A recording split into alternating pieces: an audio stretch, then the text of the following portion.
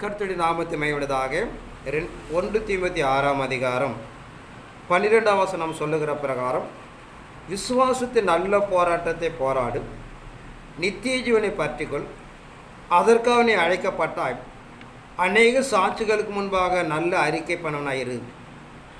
நம்முடைய கர்த்தராகிய இயேசு கிறிஸ்து பிரசனமாகும் வரைக்கும் நீ இந்த கற்பனைகளை மாசு இல்லாமலும் குற்றமில்லாமலும் கை கொள்ளும்படிக்கு எல்லாவற்றையும் உயிரோடு இருக்கிற செய்கிற தேவனுடைய சன்னிதானத்திலே பொந்தி பிலாத்தின் முன்னின்றும் நல்ல அறிக்கை சாட்சியாக விளங்க பண்ணின கிறிஸ்து இயேசுனுடைய சன்னிதானத்திலேயும் உனக்கு கட்டளையிடுகிறேன்.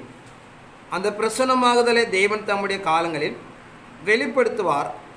அவரே நித்தியானந்தமுள்ள ஏக சக்கரவர்த்தியும் ராஜாதி ராதாம் கர்த்தாதி கர்த்தாவும் இருக்கிறார். தெய்வத்து நாமத்து மகிமையுள்ளதாக. இங்கே பவுல் அப்போஸ்தலன் தீமோத்தேயு சபைக்கு நாம் எழுதுகிற பிரகாரம், விசுவாசத்தின் நல்ல போராட்டத்தை போராடி நித்திய ஜீவனை பற்றிக்கொள், அதற்காக நீ அழைக்கப்பட்டாய், அநேக சாட்சிகளுக்கு முன்பாக நல்ல அறிக்கப்பனவனாயிரு. இறைமார்க்கு நமக்கு நடைமுறைப்படுத்துகிற பிரகாரம் ஒரு சில சம்பவத்தை தேவன் அப்போஸ் பவுலுக்கு தீமோத்தேயு மூலமாக அறிவிக்கிற பிரகாரம் இந்த காரியங்களை நடைமுறைப்படுத்தி விசுவாசத்தில் ஒரு நல்ல போராட்டத்தை போராடு.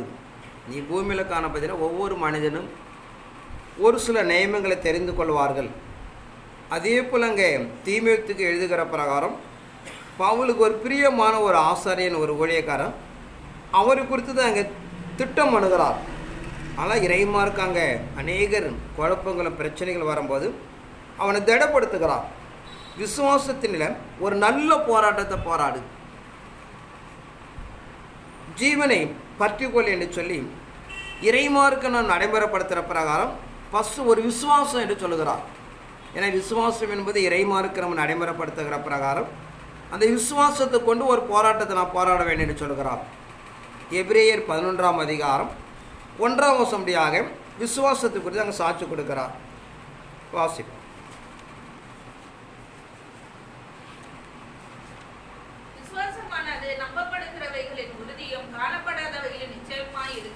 விசுவாசமானது நம்பப்படுகிற உறுதியும் காணப்படுகிற நிச்சயமாக இருக்கிறது. அதனால் அங்கே என்ன சொல்கிறான்னு பார்த்தீங்கன்னா, நம்ம எதை நோக்கி ஓடுகிறோமோ அது நல்ல ஒரு விசுவாசம் இருக்கப்பட வேண்டும். அந்த விசுவாசம் என்பது எப்படி நடைமுறைப்படுத்துன்னு பார்த்தீங்கன்னா, நம்பப்படுகிற உறுதியும் காணப்படாத நிச்சயமாக இருக்கிறது. இதெல்லாம் இயேசு கிறிஸ்துவை எதிர்கொண்டு ஓடுகிறோம். இயேசு வருவார், ஒரு நித்திய ஜீவனை அடைந்து கொள்ளலாம் என்று ஒரு நம்பிக்கையில் ஓடிக்கொண்டு இருக்கிறோம். ஆனால் அது நம்மளுடைய கண்களுக்கு முன்பாக நம்ம அதை பார்க்க முடியாது. ஆனால் இங்கே விசுவாசம் என்பது ஒரு நம்பிக்கை வைக்கப்பட வேண்டும். கண்டிப்பாக இயேசு வருவார், நாம் எதிர்கொண்டு போக முடியும் என்று ஒரு காணாத ஒரு நிகழ்வாக காணப்பட்டாலும் அதன் மேலே ஒரு நம்பிக்கை வைக்கப்பட வேண்டும் என்று சொல்லுகிறார். அதனால் தான் அங்கே பவுல் தீமோத்தேயுக்கு சொல்லுகிற பிரகாரம், நீ அடைய போகிற ஒரு மேலான சம்பவத்தை உன் கண்களுக்கு முன்பாக நீ பார்க்கக்கூடாதா இருந்தாலும் ஒரு நல்ல விசுவாசத்தோடு நீ போராடு. அப்போது நீ நித்திய ஜீவனை பற்றிக்கொள்ள முடியும். நீ அழைக்கப்பட்டதை இப்படியாக அதை அடைந்து கொள்ள முடியும் என்று சொல்லப்படுதா பார்க்குறோம். ஆனால் பூமியில் அநேக காரியங்களை பார்த்தீங்கன்னா நம்முடைய கண்களுக்கு முன்னால் தெரியாத எவ்வளோ காரியங்கள் உண்டு. ஒரு சில காரியம் அதை நாம் தெரிந்து ஓடிக்கொண்டு இருக்கிறோம். அநேகரை நம்ம அறிந்து கொள்ள முடியாமல் நம்ம ஓட வேண்டியது இருப்பதனாலே அந்த நம்பிக்கையில் நீங்கள் பார்த்தீங்கன்னா விசுவாசத்தில் ஓடுங்க. கண்டிப்பாக தேவன் இப்படியாக அதை நமக்கு தந்துருவார். அது நம்ம கண்களுக்கு முன்பாக மறைந்திருந்தாலும் அது அறியக்கூடாத இருந்தாலும் ஒரு நல்ல விசுவாசத்தில் ஓடி அந்த நித்திய வாழ்க்கையை அடைந்து கொள்வதற்கு நீங்கள் சாட்சிகளாக இருக்கப்பட வேண்டும் என்று சொல்லப்படுதா பார்க்கிறோம். வாழ்க்கையில் அநேக காரியங்கள் இறைமாருக்கு நம் கையளிக்கப்படுகிற பிரகாரம் நம்முடைய கண்கள் முழு தெரியாமல் இருக்கலாம். ஆனால் ஒரு விசுவாசத்தில் ஓடும் போதுதான் அதை நம்ம அடைய முடியும் என்று இறைமார்க்கம் சொல்லப்படுதா பார்க்கிறோம். ஆதியாகமம் 15ஆம் அதிகாரம் 3லிருந்து 6 வரைக்கும் வாசிக்கும்.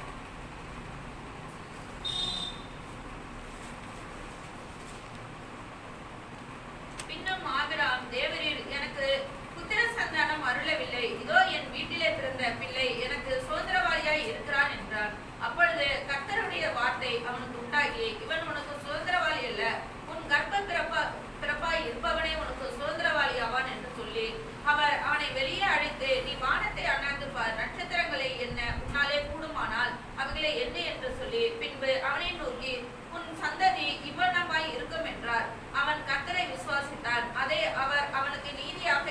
இங்கே ஆபிரகாமோட வாழ்க்கை நம்ம பார்க்கிறோம். கல்தேர் தேசத்தில் காணப்பட்ட அவன் அழைத்து அவன் வாழ்க்கையில் குறைவாக காணப்பட்ட ஒரு குழந்தை பார்க்க வேண்டும் என்று அவன் ஏங்கி கொண்டிருக்கிற நாட்களை தேவன் அவன் அழைக்கிறார். அவன் அழைத்து கானான் தேசத்துக்கு கடந்து போக சொல்லுகிறான். அந்த சத்தத்தை கேட்டு கடந்து போகிறான். ஒரு சில காலங்கள் கடந்து போகிறது. அவன் ரொம்ப விரக்தி அடைகிறான். கடவுள் சொன்னார், ஏன் இப்படி செய்யாமல் காலத்தை நீடித்து போகுது என்று சொல்லி அப்பப்போ அவன் சோர்ந்து போகலாம். தேவன் கடந்து போய் தன் தூதர்களை அனுப்பி அவனை தேற்றுவான். ஏன்னா தெய்வ திட்டம் என்பது அவனுக்கு தெரியாது. அவன் கானான் தேசத்தில் கடந்து போய் அங்கே உள்ள அநேக பண்பாடுகளை கற்றுக்கொண்டு அதன் பிறகு அந்த குழந்தையை வளர்க்கப்பட வேண்டிய ஒரு காலத்தை கொண்டு போகிறார்.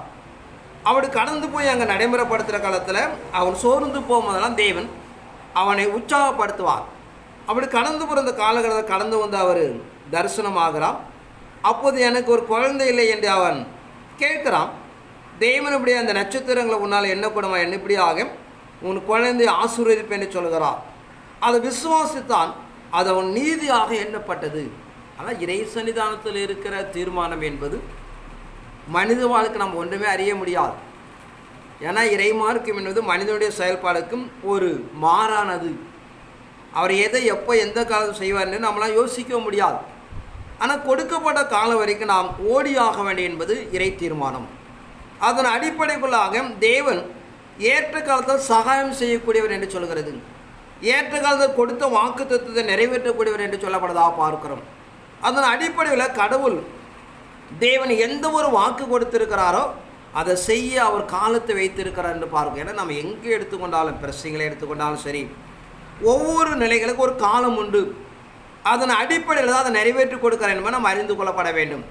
காலத்தை அறிகிறவர் அவராக இருப்பதனாலே நம்ம எதுவுமே தீர்மானிக்க முடியாது. ஏன்னா தொடர்ந்து எல்லாருடைய வாழ்க்கையிலும் இயேசு வருவார் என்று சொல்லிட்டு 2000 ஆண்டுகளை தான் சொல்லிகிட்டு இருக்கிறீங்க, இன்னும் வரல என்பது எல்லாருடைய ஒரு உலகத்தில் எல்லாருடைய கேள்விக்குறி இருக்கிறது.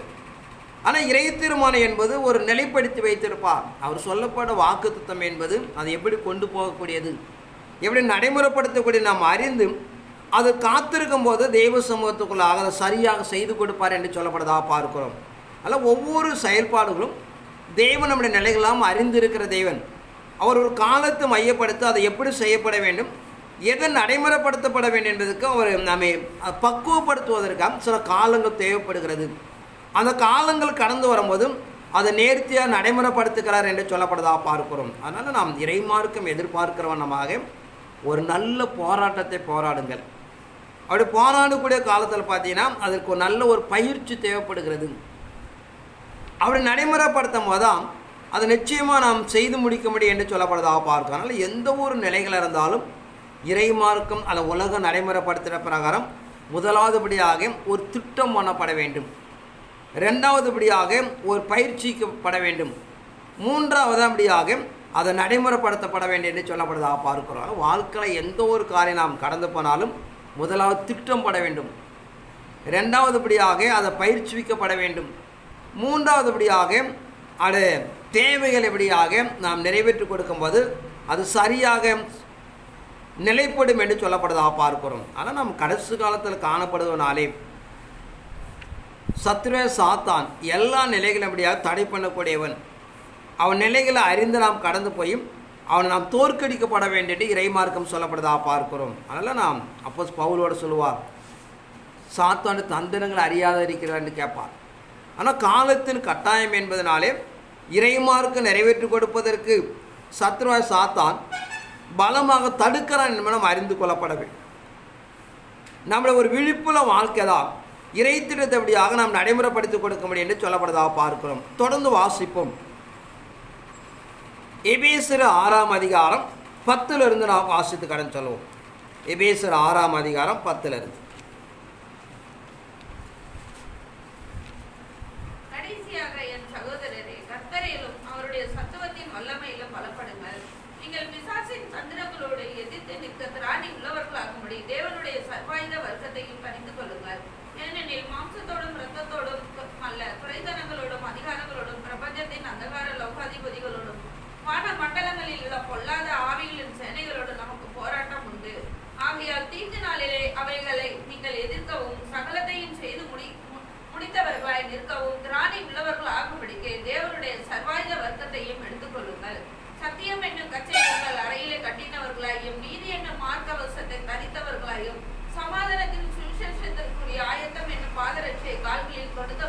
கடைசியாக என் சகோதரரே, கர்த்தரிலும் அவருடைய சத்துவத்தின் வல்லமையில பலப்படுங்கள். நீங்கள் பிசாசு தந்தருடைய எதிர்த்து நிற்க திராணிகளாகும்படி தேவனுடைய சர்வாயத்தை தரித்து கொள்ளுங்கள். எனினும் மாம்சத்தோடு இரத்தத்தோடும் அல்ல, துரைத்தனங்களோடும் அதிகாரங்களோடும் இப்பிரபஞ்சத்தில் அந்தகார லோகாதிப்படும் வாண்டமனுள்ள பொல்லாத ஆவிகளோடும் நமக்கு போராட்டம் உண்டு. ஆனால் இறைமாருக்கு நமக்கு நடைமுறைப்படுத்துகிற இந்த நித்திய ஜீவனுக்காக ஓடிக்கொண்டிருக்கிற அந்த வாழ்க்கை என்பது இறைமாருக்கு நாம் கடைசியாக வடிவமைக்கிற பிரகாரம், கடைசியாக என் சகோதரரே, கர்த்தரிலும் அவருடைய சத்துவத்தில் வல்லமையிலும் பலப்படுங்கள். ஏன்னா கடைசியாக நாம் எப்படிதான் ஞானத்தை, அறிவை, புத்தியை பயன்படுத்தி கடந்து போனாலும், உலகத்தை நாம் ஜெயித்து விட்டோம் என்று எண்ணினாலும், இறுதியாக இறைமாருக்கு நாம் வடிவமைக்கிற பிரகாரம் சாத்தானுபடியாக ஒரு போராட்டத்தை நடைமுறைப்படுத்துகிறார். மாம்சம், இரத்தம், துரைத்தனங்கள், அதிகாரங்கள், இந்த பிரபஞ்சத்தில் இருக்க அந்தகார லோகாதிபதிகளோடும் வானமண்டலத்தில் பொல்லாத ஆவிகளோடும் ஒரு பெரிய போராட்டங்கள் உண்டு. அதை ஜெயமெடுப்பதற்காக, நிறைவேற்றி கொடுப்பதற்காக தேவன் சில பயிற்சிகளை நமக்கு நடைமுறைப்படுத்துவார். அப்படி பயிற்சிகளை நடைமுறைப்படுத்தும் போது தான் நம்ம அதை பெற்று அவனை எதிர்க்க முடியும் என்று சொல்லப்படுதா பார்க்கிறோம். நீ எந்த துறைகளை எடுத்துக்கொண்டாலும், ஒரு போலீஸ் துறை எடுத்துக்கொண்டாலும் சரி, ஒரு ஆசிரியர் துறையில் இருந்தால் நம்ம எவ்வளோதான் கற்றிருந்தாலும், எவ்வளோதான் அனுபவித்திருந்தாலும் ஒரு பயிற்சி கொடுப்பாங்க. அதை நாம் சரியாக அறிந்து அதன் அடிப்படைகளை தான் நாம் இயக்க முடியும் என்று சொல்லப்படுதா பார்க்கிறோம். ஏன்னா நாம் இறை சமூகத்தில் ஒவ்வொரு சூழ்நிலை நாம் எல்லாம் இறைவனை ஏற்றுக்கொண்டு இருக்கிறோம். ஆனால் எல்லாரும் முடிவு பார்த்தீங்கன்னா ஒரே ஒரு நோக்கம் என்பதை நாம் அறிந்து கொள்ளப்பட வேண்டும். இயேசு சந்திக்க நாம் ஆயத்தமாகிறோம். பல சந்தர்ப்பத்தில் மீட்கப்பட்ட நாம் எல்லாம், ஆனால் முடிவை நோய்க்கு நாம் கடந்து போகும்போதும் ஒவ்வொரு மனிதருக்கு தகுந்த பல அவர்கள் பயிற்சிவிக்கப்படுகிறது. அப்படி பயிற்சிவிக்கப்பட்டபடியாக அவனை நாம் தோற்கடிக்கப்பட வேண்டும் என்று சொல்லப்படுறதாக பார்க்கிறோம். ஆனால் இறைமார்க்கம் கடைசி காலம் நமக்கு நடைமுறைப்படுத்துகிற பிரகாரம் ஒரு பெரிய போராட்டம் என்று சொல்கிறது.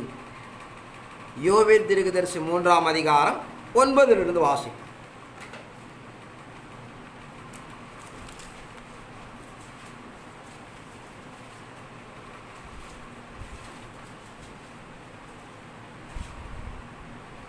இதை பிரஜாதிகளுக்குள்ளே கூறுங்கள், யுத்தத்துக்கு ஆயத்தம் பண்ணுங்கள், பராக்கிரமசாலிகளை எழுப்புங்கள், யுத்த வீரர் எல்லாரும் சேர்ந்து ஏறி வர கடவர்கள். உங்கள் மண்வெட்டிகளை பட்டயங்களாகவும் உங்கள் அறிவாள்களை ஈட்டிகளாகவும் அடியுங்கள். பலவீனனும் தன்னை பலவான் என்று சொல்வானாக. சகல ஜாதிகளே, நீங்கள் சுற்றிலும் இருந்து ஏகமாய் வந்து கூடுங்கள். கர்த்தாவே, நீரும் அங்கே உம்முடைய பராக்கிரமசாலிகளை இறக்க பண்ணுவீராக. ஜாதிகள் எழும்பி யோசபாத்தின் பள்ளத்தாக்குக்கு வருவார்களாக. சுற்றிலும் உள்ள ஜாதிகளை நியாயத்திற்க அங்கே நான் வீற்றிருப்பேன். இதை புறஜாதிக்குள்ளாக கூறுங்கள், யுத்தத்துக்கு ஆயத்தம் பண்ணுங்கள், பராக்கிரமசாலை எழுப்புங்கள், யுத்த வீரர் எல்லாரும் சேர்ந்து ஏறி வர கடவார்கள். உங்கள் மண்வெட்டிகளை பட்டயங்களாகும், உங்கள் அருவாளை ஈட்டிகளை அடியுங்கள். பலவீனம் தன்னை பலவான் என்று சொல்வானாக. இந்த இறைமார்க்கு நமக்கு நடைமுறைப்படுத்துகிற பிரகாரம் கடைசி கால ஊழியம், தெய்வ திட்டம், தெய்வ சன்னிதானம் என்பது ஒரு யுத்த காலம் என்று சொல்கிறது. அந்த யுத்த காலத்தை நாம் கடந்து போகிற வரைக்கும், யுத்த காலத்துக்கு நாம் சரியாக பயிற்சி அடைகிற வரைக்கும் நாம் கடந்து போகப்பட வேண்டும் என்று சொல்லப்படுவதாக பார்க்கிறோம். அதான் இறைமாருக்கு நமக்கு நடைமுறைப்படுத்துகிற பிரகாரம் தேவன் எதிர்பார்க்கிற தெய்வ திட்டத்துக்குள்ளாக நாம் சரியாக பயன்படுத்தி கொள்கிற வரைக்கும் போராட்டம் தான். நீங்கள் சரியாக பயன்படுத்தி கொள்ளப்படவிட்டால் அந்த நாட்கள் நிறைவேறும் வரைக்கும் நம்ம கொண்டு போய் தான் ஆகணும். ஒரு வாகனம் ஓட்டுவதற்கு அனுமதிக்கிறோம், இந்த சரியாக வாகனத்தை பயிற்சியில் ஓட்டுற வரைக்கும் பயிற்சி கொடுத்து தான் ஆகணும், ஒரு வழியே கிடையாது. அது 3 மாதமாக இருந்தாலும் சரி, 6 மாதமாக இருந்தாலும், 1 வருஷமாக இருந்தாலும் சரி. அது சீக்கிரமாக நீங்கள் பயிற்சி அடைஞ்சிட்டிங்கன்னா நான் யுத்தத்துக்கு நேராக கடந்து போயிடலாம், ஒரு ஜெயத்தை நீங்கள் அடைந்து விடலாம். அந்த பயிற்சி காலத்தை நீங்கள் சரியாக கற்றுக்கொள்கிற வரைக்கும் பயிற்சி தான் ஆகணும், ஒரு வழியே கிடையாது. ஆனால் இறைமார்க்கு நோக்கங்கள் புரிந்து கொள்ளப்பட வேண்டும். மனித குலத்தில் ஒரு ஜெயத்தை நாம் அடைய வேண்டும், ஒரு சுதந்திரத்தை பெற்றுக்கொள்ளப்பட வேண்டும். பார்த்திங்கன்னா நாம் கொடுக்கப்பட்ட பயிற்சி சரியாக செய்துவிட வேண்டும். உங்களுக்கு கொடுக்கப்பட்ட பயிற்சி நீங்கள் சரியாக செய்யப்படவிட்டால் நீங்கள் தொடர்ந்து அது வரைக்கும் காலம் கடந்து தான் ஆகும். ஆனால் இறைமார்க்கு நாம் எதிர்பார்க்கிற தெய்வத்திட்ட நம்ம சொல்லுகிற பிரகாரம் தேவன் எதை நாம் எதிர்பார்க்கிறாரோ அதற்குள்ளே நீங்கள் கடந்து போயிட்டீங்கன்னா நாம் ஜெயித்து அடைந்து விடலாம். நீங்கள் கடந்து போகிற வரைக்கும் உங்களை பயிற்சி வித்து தான் ஆக வேண்டும், வேறு வழியே கிடையாது. ஏன்னா அந்த வாகனத்தை என்ன பண்ண முடியாது, நாம் இயக்க முடியாது. ஆனால் இறைமார்க்கு நாம் எதிர்பார்க்கிற ஆவிக்குற வாழ்க்கையில் தேவன் நம்முடைய என்ன ஒரு நிறைவை எதிர்பார்க்கிறாரோ அதை அடைகிற வரைக்கும் நீங்கள் பயிற்சி காத்த இருந்து தான் ஆகணும், வேறு வழியே கிடையாது. ஆனால் சீக்கிரமாக நீங்கள் அடைந்துட்டிங்கன்னா யுத்தத்தை நிறைவேற்றி கொண்டு நாம் கடந்து போயிடலாம். ஆனால் இறைமார்க்கம் எதிர்பார்க்கிற ஒரு நல்ல போராட்டத்தை நான் போராடப்பட வேண்டும் என்று சொல்கிறது. ஏசாயா தீர்க்கதரிசி 21ஆம் அதிகாரம் 12 வாசிப்போம்.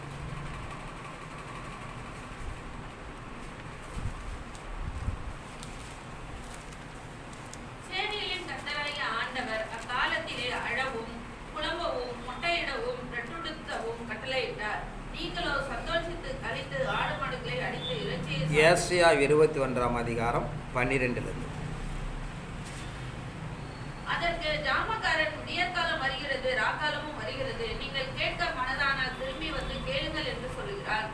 அரேபியாவின் பாரம், திதானியராகிய பயண கூட்டங்களே, நீங்கள் அரேபியாவின் காடுகளில் இராதங்குவீர்கள். தேமா தேசத்தின் குடிகளே, நீங்கள் தாகமாய் இருக்கிறவர்களுக்கு தண்ணீர் கொண்டு போய், தப்பி ஓடுகிறவர்களுக்கு அப்பம் கொடுக்க எதிர்கொண்டு போங்கள். அவர்கள் பட்டயங்களுக்கும் உருவின கட்கத்துக்கும் நாணேற்றின வில்லுக்கும் யுத்தத்தின் கொடுமைக்கும் தப்பி ஓடுகிறார்கள். ஆண்டவர் என்னை நோக்கி, ஒரு கூலிக்காரருடைய வருஷங்களுக்கு ஒத்த ஒரே வருஷத்திலே கேதாருடைய மகிமையெல்லாம் மற்றுப்போம். கேதார் புத்திரராய் அதற்கு ஜாமக்காரன், விடியற் காலமும் வருகிறது, ராக்காலமும் வருகிறது, நீங்கள் கேட்க மனதானால் திரும்பி வந்து கேளுங்கள் என்று சொல்லுகிறான். ஏசாயா பக்தன் மூலியமாக நமக்கு அறிவிக்கிற பிரகாரம் இயேசுவை சந்திக்கு யாரெல்லாம் எதிர்பார்த்து கொண்டிருக்கிறார்களோ, நமக்கு வேதாகமம் சொல்லுகிற பிரகாரம் ஒரு விடிய காலம் வருகிறது, ராக்காலம் வருகிறது. ஆண்டவரின் நோக்கி ஒரு கூலிக்காரனுடைய வருஷங்களுக்கு ஒத்த ஒரே வருஷத்திலே கேதாரு மகிமையெல்லாம் அற்று போகும் என்று சொல்லப்படுவதாக பார்க்கிறோம். ஆனால் ஒரு கூலிக்காரன் என்பது இறைமாருக்கு நமக்கு அறிவிக்கிற பிரகாரம் ஒரு 3 ஆண்டு காலங்களை ஒப்பிடுகிறார். அந்த 3 ஆண்டு காலங்களில் ஒரே வருஷத்தில் அப்படியாக அவன் மகிமையெல்லாம் அற்று போகும் என்று சொல்லப்படுவதாக பார்க்கிறோம். ஆனால் நாம் இயேசுவை சந்திக்க எதிர்பார்த்து கொண்டிருக்கிற மனவாட்டியானவன் ஒரு ராக்காலமும் வருகிறது, ஒரு விடியற் காலமும் வருகிறது, கேட்க மனதானால் திரும்பி வந்து கேளுங்கள் என்று சொல்லுகிறான். ஆனால் இந்த காலத்தை நாம் சந்தித்துதான் தெய்வத்திடத்தை நாம் நிறைவேற்றி கொடுக்க சூழ்நிலை இருப்பதனாலே அதற்கேற்ற ஒரு பயிற்சியை நாம் அடைந்துதான் ஆகப்பட வேண்டும். ஏன்னா நாம் எரேமியா 51:12, சங்கீதம் 134 1 பார்த்தீங்கன்னா ஒரு கடினமான காலத்தை நாம் சந்திக்கப்பட வேண்டும் என்று சொல்லுகிறது. அந்த காலத்தை சந்திக்காமல் நான் எந்த சூழ்நிலை எப்படியா நாம் அடைய முடியாது என்று சொல்லப்படுதா பார்க்கிறோம். அதனால் தேவன் நமக்கு கொடுக்கப்பட்டிருக்கிற நியமனங்களை நாம் சரியாக கை கொண்டு கடந்து போகும்போது நாம் சீக்கிரமாக தெய்வத்திடத்தை நாம் நிறைவேற்றி கொடுத்து விடலாம். அப்படி நாம் கை கொள்ள நாம் முடியாது என்று சொன்னால் நம்மை கடுமையாக நடத்தி தான் ஆக வேண்டிய ஒரு வழியே கிடையாது. லூக்கா சுவிசேஷம் 12ஆம் அதிகாரம் 54 வாசிப்போம்.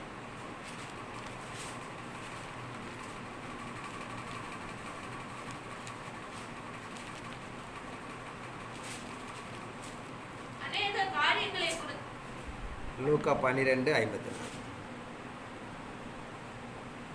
பின்பு அவர் ஜனங்களை நோக்கி, மேற்கே மேகம் எழும்புகிறதே, நீங்கள் காணும்போது மழை வரும் என்று சொல்லுகிறீர்கள், அந்தபடியாகும். தென்றல் அடிக்கிறதை நீங்கள் காணும்போது உஷ்ணம் உண்டாகும் என்று சொல்கிறீர்கள், அந்தபடியும் ஆகும். மாயக்காரரே, பூமியின் தோற்றத்தையும் வானத்தின் தோற்றத்தையும் நிதானிக்க உங்களுக்கு தெரியுமோ? இந்த காலத்தையோ நிதானியாமற் போகிறதென்ன? நியாயம் இன்னதென்று நீங்களே தீர்மானியாமல் இருக்கிறதென்ன?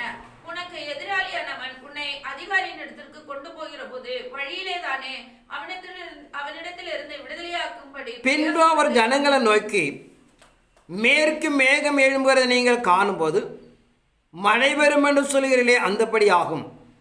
தென்றல் அடிக்கிறதை நீங்கள் காணும்போது உஷ்ணம் உண்டாகும் என்று சொல்கிறீர்களே, அந்தபடியாகும். மாயக்காரரே, பூமியின் தோற்றத்தையும் வானத்தின் தோற்றத்தையும் நிதானிக்க உங்களுக்கு தெரியுமே, இந்த காலத்தையே நிதானிக்க போகிறது என்ன? அதை இறைமாருக்கு நமக்கு நடைமுறைப்படுத்துகிற பிரகாரம் ஒரு சாதாரண ஒரு மனிதனை ஒப்பிடுகிறார். மேகம் வரும்போது மழை பெய்யும் என்று நாம் எண்ணுகிறோம். இப்படி உலக தோற்றத்தை நாம் நிதானிக்கப்படும் போதும் தேவனுடைய தோட்டத்தை நாம் தெய்வ திட்டத்தை நாம் எவ்வளவு நிதானிக்கப்பட வேண்டும் என்று சொல்கிறார். ஆனால் இறைமார்க்கம் பூமிக்குள்ளாக இயேசுவின் வருகை எதிர்பார்த்து கொண்டிருக்கிற அல்லது தெய்வ திட்டத்தை நிறைவேற்றி கொடுக்கணும் நம்ம ஆசைப்படுகிற நம்மெல்லாம் அதற்கேற்ற ஒரு பிரயாசம் இருக்கப்பட வேண்டும்.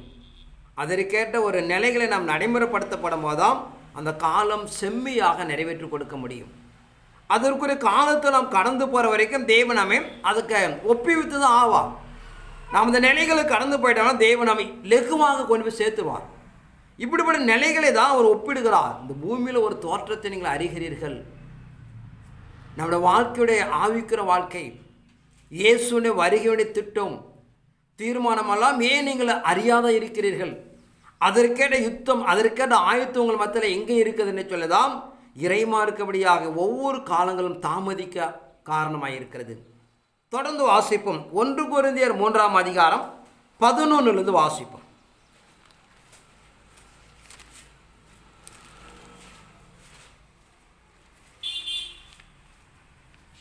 போடப்பட்டிருக்கிற அஸ்திபாரமாகிய இயேசு கிறிஸ்துவை அல்லாமல் வேறு அஸ்திபாரத்தை போட ஒருவனாலும் கூடாது. ஒருவன் அந்த அஸ்திபாரத்தின் மேல் பொன் வெள்ளி வெளியேறப்பெற்ற கல் மரம் புல் வைக்கோல் ஆகிய இவைகளை கட்டினால் அவனவனுடைய வேலைப்பாடு வெளியாகும். நாளானது அது விளக்கப்படும். ஏனெனில் அது அக்கினியினாலே வெளிப்படுத்தப்படும். அவனவனுடைய வேலைப்பாடு எத்தன்மை உள்ளது என்று அக்கினியானது பரிசோதிக்கும். அதன் மேல் ஒருவன் கட்டினது நிலைத்தால் அவன் கூலியை பெறுவான். ஒருவன் கட்டினது வெந்து போனால் அவன் நஷ்டமடைவான். அவனோ ரட்சிக்கப்படுவான், அதுவும் அக்கினியிலாகப்பட்டு தப்பினது போல் இருக்கும். போடப்பட்டிருக்கிற அஸ்திபாரமாகி இயேசு கிறிஸ்து அல்லாமல் வேறு அஸ்திபாரம் போட ஒருவனால் கூடாது. ஒரு அந்த அஸ்திபாரத்தின் மேல் பொன் வெள்ளி வெளியேறப்பெற்ற கல் மரம் புல் வைக்கோல் ஆகிய இவைகளை கட்டினால் அவனுடைய வேலைப்பாடு வெளிப்படும். நாளானது அதை விளங்க பண்ணும். ஏனெனில் அது அக்கினியினாலே வெளிப்படுத்தப்படும். அவனுடைய வேலைப்பாடு எத்தன்மை என்று அக்கினியினாலே பரிசோதிக்கப்படும் என்று பார்க்கிறோம். இந்த பூமியில் வாழ்ந்து கொண்டிருக்கிற பிறந்த ஒவ்வொரு மனிதனும் ஒரு நோக்கை நோக்கி ஓடிக்கொண்டிருக்கிறோம். இறைமாருக்கு நமக்கு நடைமுறைப்படுத்துகிற பிரகாரம் எல்லாத்துக்கும் ஒரு காலங்கள் வெளியாகப்படும். அவருடைய காலங்கள் வெளிப்படும் போது அவர்கள் வாழ்ந்த வாழ்க்கை, அவருடைய நோக்கம் திட்டமெல்லாம் அதற்கேற்ற ஒரு பிரிதி பலன் உண்டாகும் என்று சொல்கிறது. அதில் கட்டப்படுகிற மாளிகையானது நம்முடைய பங்கு என்ன இருக்கிறது? அந்த மாளிகையில் நாம் கல்லாக இருக்கிறோமலா, அது சிமெண்டாக இருக்கிறோமலா, அதில் என்ன வேலைத்தன்மைக்குள்ளே இருக்கிறோம் என்று சொல்லி ஒரு நாள் இப்படியாகுது அக்னினால் சோதிக்கப்படும் என்று சொல்கிறது. அது அக்னினால் சோதிக்கப்படனாலே புல் வைக்கோல் வைத்து கட்டினீங்கன்னா அது வெந்து போகும் என்று சொல்கிறது. நீங்கள் போடப்பட்டிருக்கிற கட்டப்பட்டிருக்கிற அஸ்திபாரமானது ஒரு பலமுள்ள ஒரு கற்களை வைத்தீங்கன்னா அதற்குரிய பலனை நாம் அடைய முடியும் என்று சொல்லப்படுறதாக பார்க்கிறோம். ஆனால் காலங்கள் ஒரு கடினமான நோக்கத்தை நாம் எதிர்கொண்டு இருப்பதனாலே இறைமாருக்கு நம்ம நடைமுறைப்படுத்துகிற பிரகாரம் பூமியில் பிறந்த ஒவ்வொரு மனிதனும் ஒரு வாழ்க்கையை கொடுத்திருக்கிறார். அந்த வாழ்க்கையின் அடிப்படைக்குள்ள நாம் பதில் சொல்லி ஆக வேண்டும் என்பதனாலே நாம் நோக்கை லெக்க நோய்க்கு நாம் கடந்து போகப்பட வேண்டும் என்று சொல்லப்படுறதாக பார்க்கிறோம். லூக்கா சுவிசேஷம் 7ஆம் அதிகாரம் 2 வாசிப்போம்.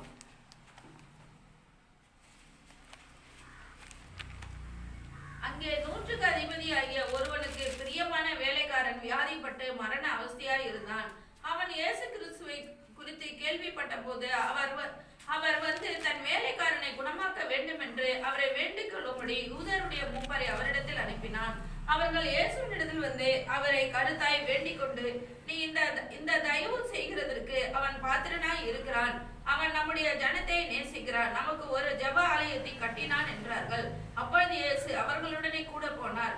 வீட்டுக்கு சமீபமான போது 100க்கு அதிபதி தன் சிநேகிதரை நோக்கி, நீங்கள் அவரிடத்தில் போய், ஆண்டவரே, நீர் வருத்தப்பட வேண்டாம். நீர் என் வீட்டு வாசலுக்குள் பிரவேசிக்க நான் பாத்திரன் அல்ல. நான் உம்மிடத்தில் வரவும் என்னை பாத்திரனாக எண்ணவில்லை. ஒரு வார்த்தை மாத்திரம் சொல்லும், அப்பொழுது என் வேலைக்காரன் சுஸ்தமாவான். இங்கே இறை சன்னிதானத்துக்குள் நாம பார்க்கிறோம். 100க்கு அதிபதியாக ஒருவனுக்கு பிரியமான வேலைக்காரன் வியாதிப்பட்ட மரண அவஸ்தை இருந்தான். அவன் இயேசுவை குறித்து கேள்விப்பட்ட போது அவர் வந்து தன் வேலைக்காரனை குணமாக்கப்பட வேண்டும் என்று அவர் வேண்டிக் கொள்ளும்படி யூதருடைய மூப்பரை அவரிடத்தில் அனுப்பினார். ஒரு 100க்கு அதிபதியான ஒரு மனிதனை பார்க்கிறோம். அவனுக்கு பிரியமான ஒரு வேலைக்காரன், எத்தனை வேலைக்காரர் இருந்திருப்பாங்க, ஆனால் இவன் ரொம்ப பிரியமாக காணப்பட்டதுனாலே அவனுக்கு ஒரு வியாதி உண்டாகிறது. அவன் இயேசு கிறிஸ்து குறித்து கேள்விப்பட்டு இயேசு அந்த வழியா போகிறார் என்று அறிந்து ஒரு மனிதனை அனுப்பிபடியாக அங்கே சொல்லுகிறான். இப்படியாக ஒரு மனிதன் வியாதிப்பட்டு இருக்கிறான், அவன் அங்கே அழைத்து வர முடியாது, நீர் வந்து குணமாக்கினா நல்லா இருக்கும் என்று சொல்லி. அதற்கு அந்த போகிற மனிதர்கள் இயேசு கிட்ட சொல்லுகிறார்கள், இப்படியாக ஒரு மனிதன் அவனுக்கு கிரியைகளாக சொல்ல நம்மளுக்கு ஒரு தேவாலயத்தோட கட்டி கொடுத்துருக்கிறார் அப்படின்னு சொல்லிட்டு. அது மாத்திரம் இல்லாமல் அவன் யோசிக்கிறான், ஒரு பெரிய ஒரு எஜமான் தன் வேலைக்கான இப்படி ஒரு நியமனம் பண்ணியிருக்கிறானே என்று சொல்லி இப்போ அதை நிலைப்படுத்தி அங்கே இயேசு வருகிறார் என்று பார்க்குறோம். அதை நம்ம நடைமுறையில் பார்க்குறோம். அவர் வருவதை பார்த்து தன்னுடைய வேலைக்காரர் கூட சொல்கிறார், அவர் வருவதற்கு நான் தகுதியற்றவன், அவர் அங்கேருந்து ஒரே ஒரு வார்த்தை சொன்னால் போதும் என் வேலைக்காரபடியாக குணமடைவான் என்று சொல்லி. ஆனால் இறைமார்க்கம் தெய்வ சமூகத்துக்குள்ளாக அந்த காலத்தை பார்க்கிறோம். சாதாரண ஒரு எஜமான எத்தனையோ வேலைக்காரர் இருக்கா, இவன் செத்து போனன்னு ஒரு வேலைக்காரன் அப்படி அவன் நினைத்திருக்கலாம். ஆனால் அவள் நினைக்கல. அவன் தன் எஜமானுக்கு பிரியமாக காணப்பட்டதுனாலே, எஜமானுக்கு உண்மை இருந்ததுனாலே அவனை இழப்பதற்கு அவன் முன்வரலை. ஆனால் இறைமார்க்கு நம் நடைமுறைப்படுத்துகிற பிரகாரம் நாம் தெய்வ சமூகத்தில் ஓடிக்கொண்டு இருக்கிறோம். நம்முடைய வாழ்க்கையில் அப்படியே தேவனுக்கு பிரியமான ஒரு வாழ்க்கை உருவாக்கி கொள்ளப்பட வேண்டும். அப்படி நடைமுறைப்படுத்திக் கொள்ளும் தேவனுபடியாக நாமே அங்கே ஆதாயப்படுத்திக் கொள்கிறார் என்று சொல்லப்படுவதாக பார்க்கிறோம். ஆனால் நாம் ஒரு எஜமான் மத்தியில் வேலை செய்கிறேன், ஒரு வேலையால் எவ்வளோ பிரியமாக இருந்திருப்போம் யோசித்து பாருங்கள். அதேபோல் இறைமார்க்கு நாம் நடைமுறைப்படுத்துகிற கடவுளுக்கு நாம் எவ்வளோ பிரியமாக காணப்படும் போது நாம் எல்லா நிலைகளிருந்தபடியாக நம்மை தப்பி வைப்பார் என்று இறைமார்க்கம் சொல்லப்படுவதாக பார்க்கிறோம். அதான் தெய்வ சமூகத்துக்குள்ளாக நமக்கு நடைமுறைப்படுத்துகிற பிரகாரம் இப்படி ஒரு வாழ்க்கை நாம் அறிந்து கொள்ளப்பட வேண்டும் என்று இறைமார்க்கம் சொல்லப்படுவதாக பார்க்கிறோம்.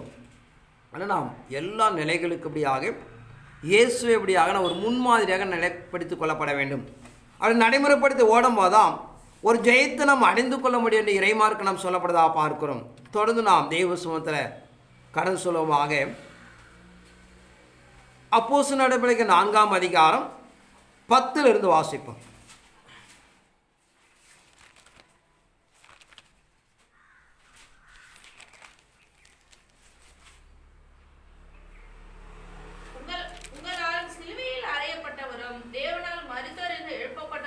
இருக்கிற நசரேயனாகிய கிறிஸ்து இயேசு கிறிஸ்துவின் நாமத்தினாலே இவன் உங்களுக்கு முன்பாக சுத்தமாய் நிற்கிறார் என்று உங்கள் எல்லாருக்கும் இஸ்ரவேல் ஜனங்கள் எல்லாருக்கும் தெரிந்திருக்க கடவுது. வீடு கட்டுகிறவர்களாகிய உங்களால் அற்பமாய் எண்ணப்பட்ட அவரே மூளைக்கு தலைக்கல்லானவர். அவராலே அன்றி வேறு ஒருவராலும் ரட்சிப்பு இல்லை. நாம் ரட்சிக்கப்படும்படிக்கு வானத்தின் கீழெங்கும் மனுஷர்களுக்குள்ளே அவருடைய நாமமே அல்லாமல் வேறொரு நாமம் கட்டளையிடப்படவும் இல்லை என்றார். உங்களால் சிலுவையில் அறையப்பட்டவரும் தேவனால மருத்துவ எழும்பப்பட்டவருமாயிருக்கிற நசரேயனாகிய இயேசு கிறிஸ்து நாமத்தினாலே இவன் உங்களுக்கு முன்பாக சொஸ்தமாக நிற்கிறான் என்றும் உங்களால் எல்லாருக்கும் இஸ்ரவேல் ஜனங்கள் எல்லாருக்கும் தெரிந்திருக்க கடவுது. வீடு கட்டுவர்களாகிய உங்களால் அற்பமாக எண்ணப்பட்ட அவரே மூளைக்கு தலைக்கலானார். அவரால் என்று வேறொருவரும் ரட்சிப்பிலே நாம் ரட்சிக்கும்படியாக வானத்தின் கீழெங்கும் மனுஷருக்குள்ளாக அவருடைய நாமம் இல்லாமல் வேறொரு நாமம் கட்டளையிடப்படவில்லை என்றாம். ஆனால் இறைமார்க்கும் அப்போஸ்தலர் பேதுருவின் நாட்களில் ஒரு தாயின் வயிற்றிலே சப்பானே பிறந்த ஒரு மனிதனை அவர் குணப்படுத்துகிறார். அப்படி எல்லாருக்குள்ள ஒரு சந்தேகம் உண்டாகிறது. எல்லாருக்குள்ள இப்படியாக அதை மறைத்து போடப்பட வேண்டும் யூதர்கள் பயங்கரமாக பிரயாசப்படும் போது அவர் சொல்லுகிறார், வீடு கட்டுவர்களாகிய உங்களால் அற்பமாக எண்ணப்பட்ட அவரே மூளைக்கு தலைக்கலாயினார். அதில் இயேசு கிறிஸ்துவின் நாமத்தினாலே உங்களுக்கு இப்படியாக அவனுக்கு சுத்தம் கிடைத்தது என்று சொல்லப்படுவதாக பார்க்கிறோம். ஆனால் நம்ம வாழ்க்கையில் காணப்படுகிற ஒவ்வொரு போராட்டங்களையும் நாம் இயேசுவோட நாமத்தை பயன்படுத்தி அதை நாம் கட்டளை கொடுக்கப்பட வேண்டும். வியாதியாக இருக்கலாம், வறுமைகளாக இருக்கலாம், இல்லாமல் இருக்கலாம், எந்த ஒரு நிலைகளாக இருந்தாலும் நாம் இயேசுவோட நாமத்தை பயன்படுத்தி கட்டளை கொடுக்கப்படும் போது அது சீக்கிரமாக நிறைவேறும். அது முக்கியம். அந்த தன்மை என்னான்னு பார்த்தீங்கன்னா, இங்கே நடைமுறைப்படுத்துகிற விஷயங்கள் ஒரு கிரியின் காலத்தில் இருக்கிறார்கள். ஆனால் சாதாரண காலத்தை நீங்கள் பார்த்தீங்கன்னா நாம் தொடர்ந்து அந்த காரியங்களை நாம் இயேசு நாமத்தில் கட்டளை கொடுக்கப்படும் போது அது ஒரு நாள் இப்படியாக சீக்கிரமாக ஒரு பூரணத்தை நாம் அடைந்து கொள்ள முடியும். ஒரு வியாதியோடு இருக்கலாம், அந்த வியாதி இப்படியாக உனக்கு எந்த ஒரு அதிகாரம் இல்லை என்று இயேசு நாமத்தில் கட்டளை கொடுக்கப்பட வேண்டும். ஒரு வறுமையாக இருக்கலாம், வறுமையை என் வாழ்க்கையில் இருக்க விட நாம் இயேசு நாமத்தில் கட்டளை கொடுக்கப்பட வேண்டும். ஏன்னா இறைமார்க்கு நாம் சொல்லுகிற பிரகாரம் இயேசு நாமம்படியாக மேலே வானத்தில் கீழே பூமியிலும் ஒரு அதிகாரம் உள்ளது என்று சொல்கிறது. ஏன்னா அப்படி தான் பிதாவாகிய தேவன் தன் குமாரனை இந்த பூமிக்குள்ளாக அனுப்பி கொடுத்தார். நாம் ஜெயத்தனம் அடைந்து கொள்வதற்கும் தெய்வத்திற்கு நிறைவேற்றி கொடுப்பதற்கும் அவர் நாமமும் இல்லாமல் ஒன்றுமில்லை என்று சொல்கிறார். அதனால் இறைமார்க்கம் நம்ம தேவாதேவனை கர்த்தர் பார்த்தீங்கன்னா நாம் பழைய ஏற்பாடு காலத்தில் பார்த்தீங்கன்னா அவருடைய நாமத்தை பயன்படுத்தினாங்க. மோசே மரணம் அடைந்து மலையில் காணப்படும் போது அங்கே தெய்வதூதன் அந்த சரீரத்தை அடக்கம் பண்ண போகிறார். அப்போ ஒரு தூதன் வந்து தர்க்கம் பண்ணுகிறார், இவனை எப்படி நீங்கள் அடக்கம் பண்ண வரீன்னு சொல்லி. அப்போ கர்த்தர் உன்னை கடிந்து கொள்வாராக என்று சொல்லப்படுறதா பார்க்கிறோம். ஏன்னா பழைய ஏற்பாடுகள் மல்கியா தீர்க்கதரிசி வரைக்கும் பிதாவிகதை நேரடியாக பயன்படுத்த காலத்தில் இருந்தது. தான் அருமரட்சகர் இயேசு கிறிஸ்து பூமிக்குள்ளே கையளிக்கப்பட்ட பிறகு தான் சொந்த குமாருக்கு எல்லா அதிகாரங்களும் கொடுக்கிறார். தன்னை நாமம் முதற்கொண்டு எல்லாத்தையும் கொடுத்தபடியாக பூமிக்குள்ள ஒரு மீட்பை நடைமுறைப்படுத்தி என்று சொல்லப்படுறதா பார்க்கிறோம். ஆனால் நம்மளோட வாழ்க்கையில் காணப்படுற எந்த ஒரு சூழ்நிலை இருந்தாலும் இயேசு நாமத்தை பயன்படுத்தியபடியாக ஒரு ஜெயத்தை நாம் அணிந்து கொள்ளப்பட வேண்டும் என்று சொல்கிறது. அதனால் இயேசு தான் நமக்கு ஒரு முன்மாதிரி. தேவனுடைய நாமத்தை பயன்படுத்தி நம்ம வாழ்க்கையில் அடைந்து கொள்ள முடியாமல் காலங்காலமாக தடையாக இருக்கிற நிறைவேற்றி கொடுக்க முடியாமல் எந்த ஒரு செயலாக இருந்தாலும் நாம் இயேசு நாமத்தை பயன்படுத்தியபடியாக அதை நாம் நன்மை பெற்றுக்கொள்ளப்பட வேண்டும் என்று சொல்லப்படுவதாக பார்க்கிறோம். அடுத்தபடியாக அவருடைய உபதேசம் என்று சொல்கிறது. யோவான் சுவிசேஷம் 10ஆம் அதிகாரம் 7 வாசிப்போம். ஆதலால் இயேசு மறுபடியும் அவர்களை நோக்கி, நானே ஆடுகளுக்கு வாசல் என்று மெய்யாகவே மெய்யாகவே உங்களுக்கு சொல்லுகிறேன். எனக்கு முன்னே வந்தவர்கள் எல்லாரும் கள்ளரும் கொள்ளைக்காரருமாய் இருக்கிறார்கள். ஆடுகள் அவர்களுக்கு செவி கொடுக்கவில்லை. நானே வாசல். என் வழியா ஒருவன் பிரவேசித்தால் அவன் ரட்சிக்கப்படுவான். அவன் உள்ளம் புறமும் சென்று மேய்ச்சலை கண்டடைவான்.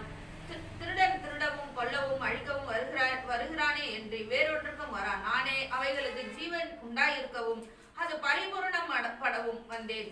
நானே நல்ல மேய்ப்பன். நல்ல மேய்ப்பன் ஆடுகளுக்காக தன் ஜீவனை கொடுக்கிறான். ஆதலால் இயேசு மறுபடியும் அவரை நோய்க்கு, நானே ஆடுகளுக்கு வாசல் என்று மெய்யாகவே மெய்யாக உங்களுக்கு சொல்லுகிறேன்.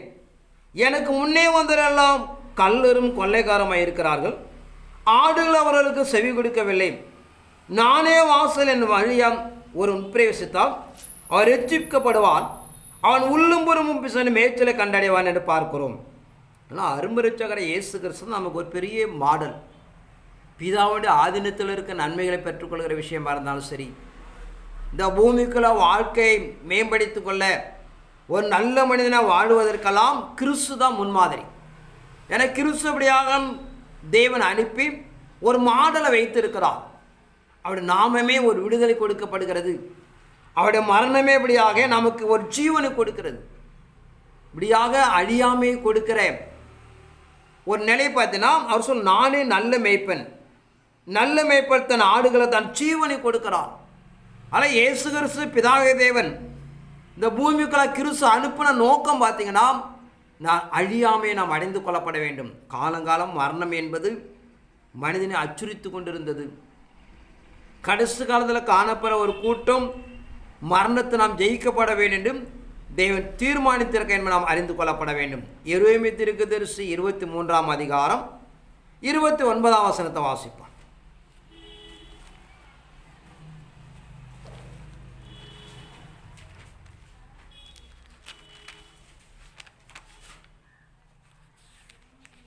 என் வார்த்தை அக்கினியை போலும் கண்மலையை நொறுக்கும் சம்மட்டியை போலும் இருக்கிறது அல்லவோ என்று கர்த்தர் சொல்லுகிறார்.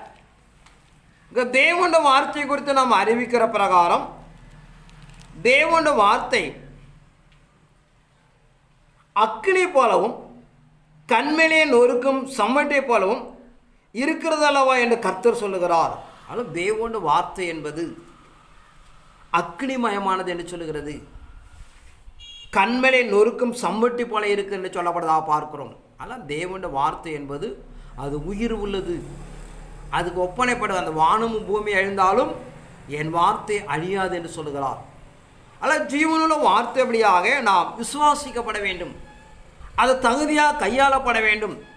அதை எடுத்து பயன்படுத்தும் போதுதான் அது உயிர் உள்ளதாக மாறும் என்று சொல்லப்படுறதாக பார்க்கிறோம். அது இறைமார்க்கு நம்ம நடைமுறைப்படுத்துகிற தேவசம் நாம் சொல்லுகிற பிரகாரம் தேவனுடைய வார்த்தை என்பதுபடியாக அது அக்னிமயமானது என்று சொல்லப்படுறதாக பார்க்கிறோம். அடுத்தபடியாக அவர் சாயலாக நாம் இணைக்கப்பட வேண்டும் என்று சொல்லுகிறது. 1 கொரிந்தியர் 15ஆம் அதிகாரம்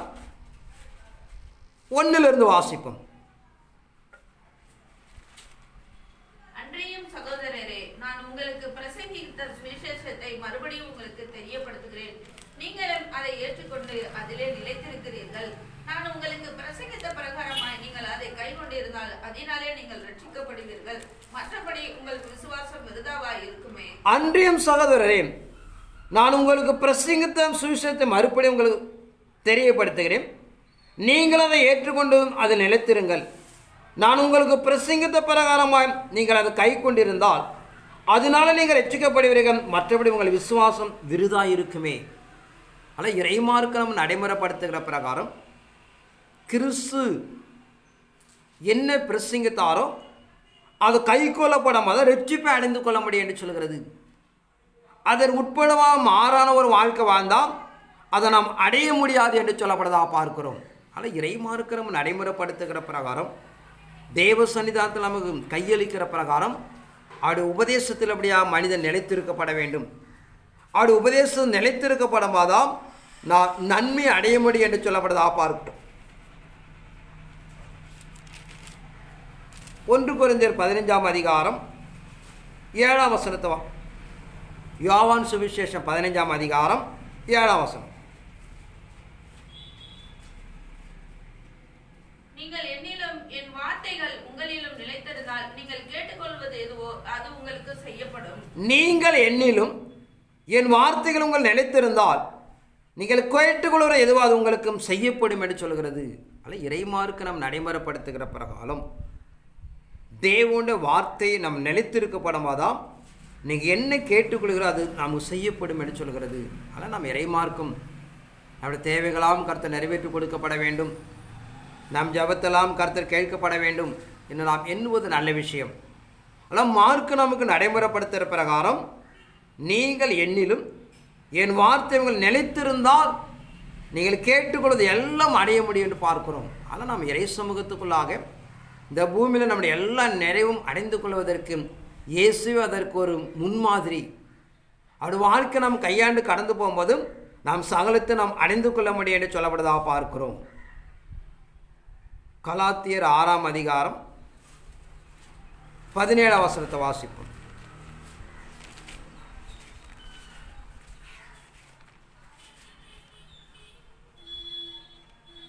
இனிமேல் ஒருவனும் எனக்கு வருத்தம் உண்டாக்காது இருப்பானாக. கர்த்தராகிய இயேசு கிறிஸ்துவினுடைய அச்சு அடையாளங்களை நான் என் சரீரத்திலே தரித்துக் கொண்டிருக்கிறேன். இனிமேல் ஒருவன் எனக்கு வருத்தம் உண்டாது இருப்பானாக. கர்த்தராகிய இயேசுடைய அச்சு அடையாளங்களை நான் என் சரீரத்தில் தரித்து கொண்டு இருக்கிறேன். பவுல் சொல்லுகிறார், நான் அருமரட்சகர் இயேசுடைய அச்சு அடையாளங்கள்.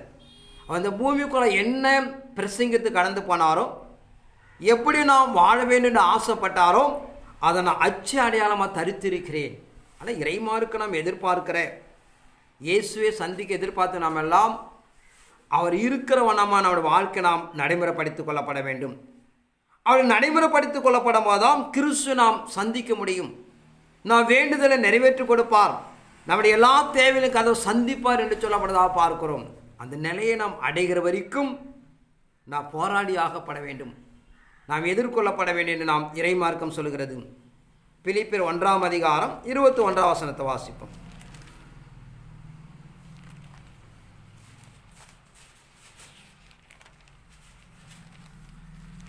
கிறிஸ்து எனக்கு ஜீவன், சாவு எனக்கு ஆதாயம். கிறிஸ்து எனக்கு ஜீவன், சாவு எனக்கு ஆதாயம் என்று சொல்லப்படுவதாக பார்க்கிறோம். அவருடைய வாழ்க்கையில் எவ்வளோ பக்தி பாருங்கள். இந்த பூமிக்குள்ள ஒரு வாழ்க்கையில் அவன் இயேசு எப்படியாக தான் ஆதாயம் என்று சொல்லுகிறான். மரணம் எப்படியாக ஒன்றுமில்லை என்று சொல்லப்படுவதாக பார்க்கிறோம். ஆனால் இறைசனை தான் நாம் எதிர்பார்க்கிற இந்த பூமிக்கிற வாழ்க்கையில் அப்போஸ் பவுல் போல எப்படியாக ஒரு வைராக்கியமுள்ள வாழ்க்கை நாம் இருக்கப்பட வேண்டும். கிறிஸ்து எனக்கு ஜீவன், சாவு எனக்கு ஆதாயம் என்று சொல்லப்படுவதாக பார்க்கிறோம். ஆனால் கடைசி சத்துருவாகிய மரணத்தை அவன் இயேசுக்காக அர்ப்பணிக்கிறான். இந்த பூமிக்கிற எவ்வளவு நிந்தைகள் அவமானங்கள் என்ன சொல்லி வந்தாலும் நான் இயேசுக்கு தன்னை அர்ப்பணிக்கிறேன். 40 அடிகள் இடத்துல 3-4 முறை அவன் அடிக்கப்பட்டான். அவன் மரித்து விட்டான் என்று சொல்ல போட்டுட்டு போகிறாங்க. அப்படிப்பட்ட தெய்வ சமூகத்துக்குள்ளாக ஒரு பெரிய வைராக்கியம் உள்ளவன், தேவனுக்கு வாழ்ந்து ஒரு சாட்சி உள்ள மனிதன் என்பதை நாம் அறிந்து கொண்டிருக்கிறோம். ஆனால் இறைமார்க்கம் நடைமுறைப்படுத்த பிரகாரம் தேவசம் இப்படிப்பட்ட வாழ்க்கை நாம் நிலைப்படுத்திக் கொள்ளப்பட வேண்டிய சொல்லப்படுவதாக பார்க்கிறோம். யோவான் சுவிசேஷம் 15ஆம் அதிகாரம் 1 வாசிப்போம்.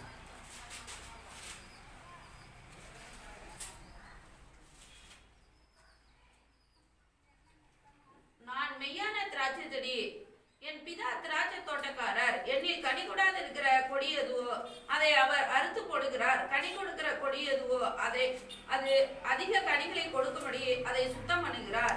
நான் மெய்யான திராட்சை செடி, என் பிதா திராட்சை தோட்டக்காரர். என்னில் கனி கொடாத இருக்கிற கொடி எதுவோ அதை அவர் அறுத்து போடுகிறார். கனி கொடுக்கிற கொடி எதுவோ அது அதிக கனிகளுக்கு கொடுக்கும் அதை சுத்தம் பண்ணுகிறார் என்று பார்க்கிறோம். ஆனால் இறைமார்க்கம் நடைமுறைப்படுத்துகிற பிரகாரம் அருமை பிதாவக தேவன் ஒரு திராட்சை தோட்டக்காரராக இருக்கிறார். கிறிஸ்து அந்த தோட்டத்தில் இருக்கிற ஒரு செடியாக இருக்கிறார். தேவ பிள்ளைகளெல்லாம் அந்த செடியோடு இணைக்கப்பட்டிருக்கிற கொடியாக காணப்பட வேண்டும். அப்படி காணப்படும் போது அதிக மிகுந்த கனிகள், ஏன்னா ஒரு ஊழிய காலத்தை சொல்கிறார், என்னை விசுவாசர் என்னை விட பெரிய காரியங்களை செய்வான் என்று சொல்லி. ஏதோ ஒரு எழுதப்பட்டது மாத்திரமல்ல, அவர் அப்படியே பிரசங்கிக்கிறார். என்னில் கனி கொடுக்கிற, என்னில் இணைக்கப்பட்டிருக்கிற இசைந்திருக்கிற எந்த ஒரு மனிதனும் என்னோட வாழ்க்கை விட ஒரு மேலான வாழ்க்கை இந்த பூமியில் சுதந்திரித்துக் கொள்வான் என்று சொல்லப்படுறதா பார்க்கிறோம். ஆனால் தேவனோட வார்த்தைகளை கை கொண்டு காணப்படும் போது இந்த பூமிக்கு ஒரு பெரிய சுதந்திரத்தை அவன் அணிந்து கொள்ள முடியும் என்று சொல்லப்படுறதா பார்க்கிறோம். ஆனால் நாம் எந்த அளவுக்கு தேவனோட வார்த்தைகளை மையப்படுத்தி அதை கனப்படுத்தி நாம் கை கொள்கிறோமோ அதற்கேற்ற ஒரு மகிழ்வை அணிந்து கொள்ள முடியும் என்று சொல்லப்படுறதா பார்க்கிறோம். 1 கொரிந்தியர் 15ஆம் அதிகாரம் 51 வாசிப்போம்.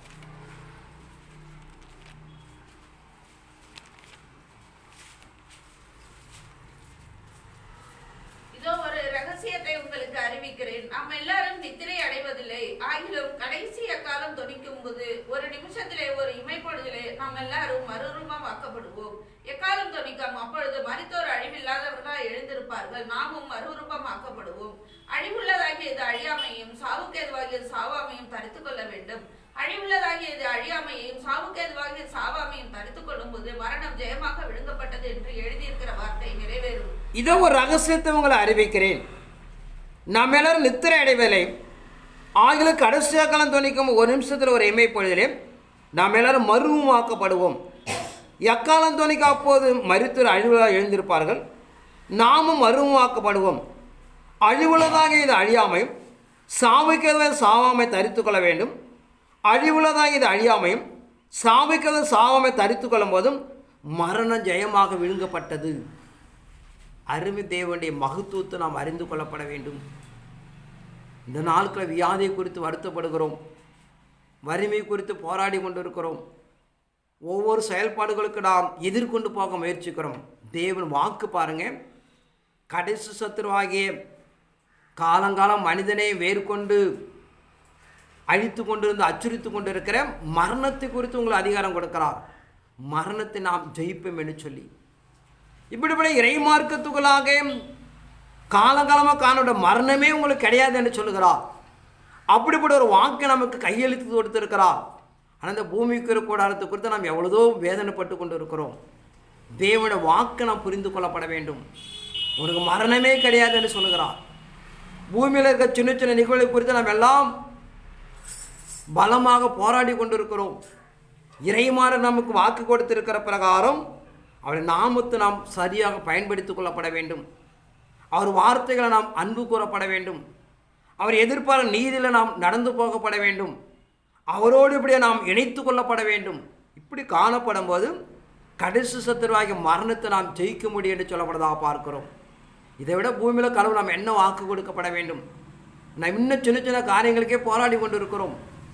தேவன் எதிர்பார்க்கிற ஒரு ஆவிக்கிற வாழ்க்கை, தேவன் எதிர்பார்க்க ஒரு கனி கொடுக்கிற வாழ்க்கை கடந்து போகும்போதும் எல்லாமே நாம் ஜெயிக்க முடியும் என்று சொல்லப்படுவதாக பார்க்கிறோம். 1 பேதுரு 1ஆம் அதிகாரம் 15-16 வாசிப்போம்.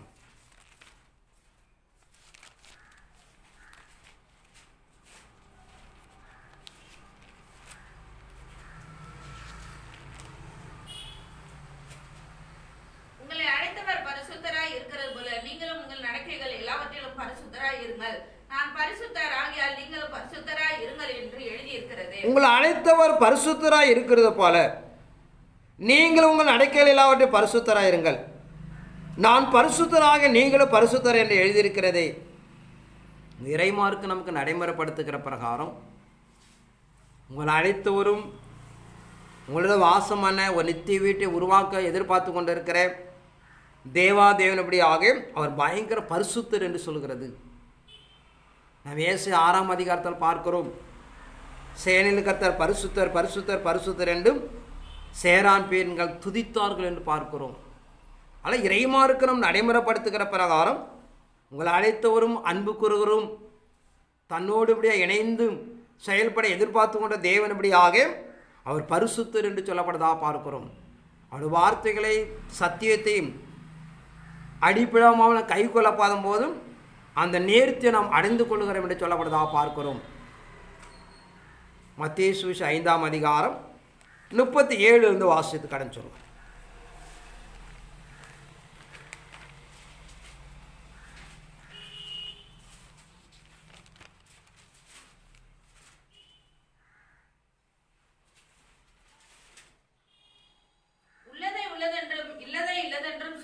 இதற்கு மிஞ்சினது தீமையினால் உண்டாயிருக்கும். கண்ணுக்கு கண் பல்லுக்கு பல் என்று உரைக்கப்பட்டதை கேள்விப்பட்டு இருக்கிறீர்கள். நான் உங்களுக்கு சொல்லுகிறேன், தீமையோடு எதிர்த்து நிற்க வேண்டாம். ஒருவன் உன்னை வலது கன்னத்தில் அறைந்தால் அவனுக்கு மறு கன்னத்தையும் திருப்பி கொடு. உன்னோடு வழக்காடி உன் வசனத்தை எடுத்துக் கொள்ள வேண்டும் என்று இருக்கிறவனுக்கு உன் அங்கியையும் விட்டுவிடு. ஒருவன் உன்னை 1 மைல் தூரம் வர பலவந்தம் பண்ணினால் அவனுடைய 2 மைல் தூரம் போ. உன்னிடத்தில் கேட்கிறவனுக்கு கொடு. உன்னிடத்தில் கடன் வாங்க விரும்புகிறவனுக்கு முகம் கொடாதே. உனக்கு அடுத்தவனை சிநேகித்து உன் சத்துருவை பகைப்பாயாக என்று சொல்லப்பட்டதை கேள்விப்பட்டு இருக்கிறீர்கள். நான் உங்களுக்கு சொல்லுகிறேன், உங்கள் சத்துருக்களை சிநேகியுங்கள், உங்கள் சபிக்கிறவர்களை ஆசீர்வதிங்கள், உங்களை பகைக்கிறவர்களுக்கு நன்மை செய்யுங்கள், உங்களை நிந்திக்கிறவர்களுக்காகவும் உங்களை துன்பப்படுத்துகிறவர்களுக்காகவும் ஜெபம் பண்ணுங்கள். இப்படி செய்வதனால் நீங்கள் பரலோகத்தில் இருக்கிற உங்கள் பிதாவுக்கு புத்திரராய் இருப்பீர்கள். இங்க அருமரச்சர் இயேசு கிறிஸ்து நமக்கு அறிவிக்கிற பிரகாரம் உள்ளதை உள்ளதென்று இல்லது இல்லதென்று சொல்லுங்கள், இதற்கு மிஞ்சின தீமையெல்லாம் உண்டாயிருக்கும். கண்ணு கண் பல்லுக்கு பல் என்று உரைக்கப்பட கேள்விப்பட்டிருக்கிறீர்கள். நான் உங்களுக்கு சொல்லுகிறேன், தீமையோடு எதிர்த்து நிற்க வேண்டாம். ஒரு உன்னை வலது கணத்தில் அறிந்த அவனுக்கு மறுகணை திருப்பி கொடு என்று ஒரு பட்டியலை ஒப்பிடுகிறார். ஆனால் நம் கடைசி காலத்தில் காணப்படுகிற பிரகாரம் இறைசனை தான் நாம் எதிர்பார்க்கிற ஒரு உண்மை தத்துவத்தை நாம் நடைமுறைப்படுத்தப்பட வேண்டும்.